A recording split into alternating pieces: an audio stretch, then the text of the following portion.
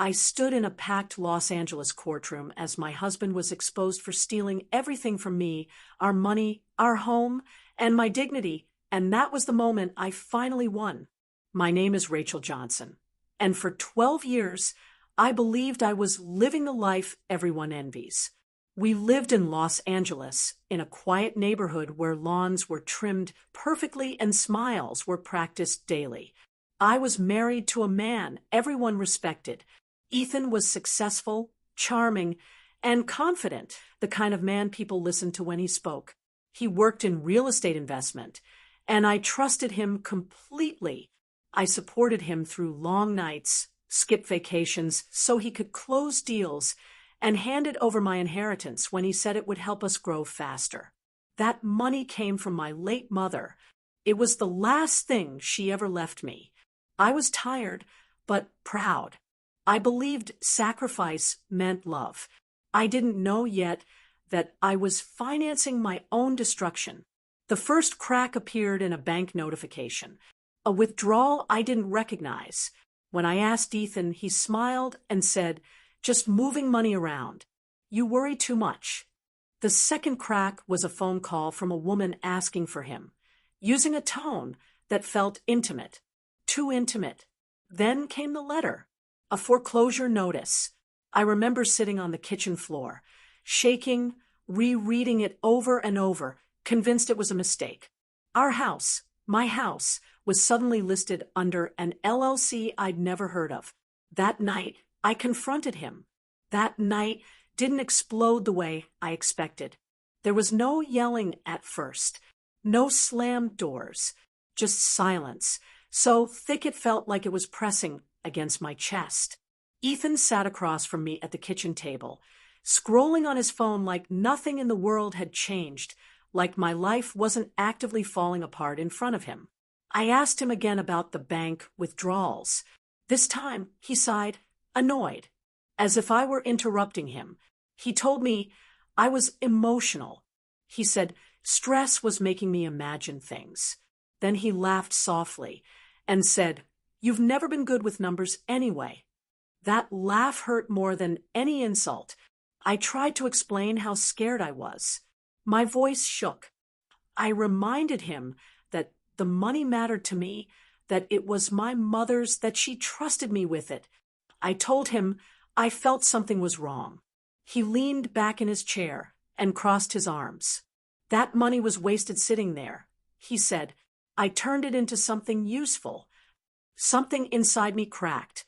I asked him why the house documents didn't have my name anymore. That's when his expression changed. Cold, sharp, calculated. He stood up slowly, towering over me, and said words I will never forget. "You don't own anything," he said. I made sure of that. I remember feeling dizzy. I grabbed the edge of the table just to stay upright. My heart was racing, my hands numb. I couldn't tell if I was about to faint or scream. Then he said it. "If you push this, you'll end up with nothing." That was the moment humiliation replaced confusion. I realized I wasn't his partner anymore. I was a liability, an obstacle, something to be managed until I was erased.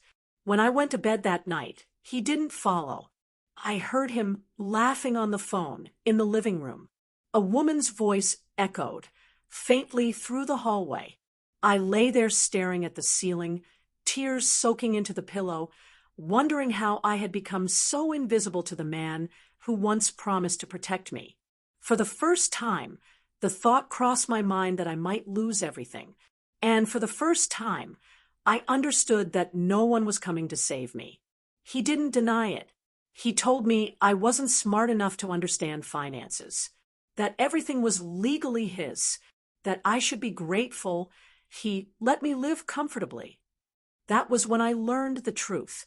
He'd transferred my inheritance. He'd leveraged our home. He was having an affair with a younger woman from his office, and he planned to divorce me once the final deal closed. I broke. I cried so hard I couldn't breathe. I considered giving up. I considered leaving with nothing just to escape the pain. But then he said one sentence that changed everything. "You won't do anything. You never do." He underestimated me. That was his biggest mistake. I stopped crying where he could see it. I started listening, watching, recording. I found old documents he thought I'd never read. I uncovered forged signatures. Mine. I discovered money trails leading to shell companies registered in his mistress's name. At night, I cried quietly into my pillow. During the day, I built a case. I met with a lawyer, then another, then a forensic accountant. I learned words like fraud, marital asset concealment, and criminal liability. I played the role he expected, the broken wife. Meanwhile, I prepared for war. The courtroom was full. Ethan walked in confident, arm around his girlfriend, smirking when he saw me alone. Then my attorney stood. Documents appeared on the screen. Bank records, email exchanges, property transfers, audio recordings. The room went silent. His girlfriend's face went pale when she realized her name was tied to illegal accounts. The judge leaned forward. Ethan's lawyer stopped smiling. Then came the thumbnail moment. Ethan stood up, shouting that I was lying, right as the judge announced a criminal investigation referral. I didn't smile. I just watched him crumble. He lost everything.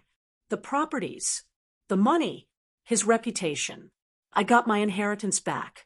The house was returned to my name.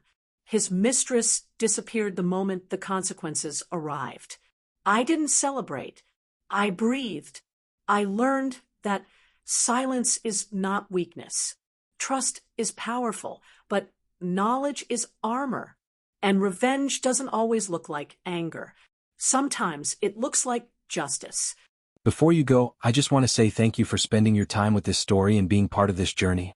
If this video moved you, taught you something, or made you feel less alone, please like the video and share it with someone who might need to hear it today. And if you haven't already, subscribe to Revenge Uncut. We're working hard to reach our first 1,000 subscribers, and your support truly means everything to us.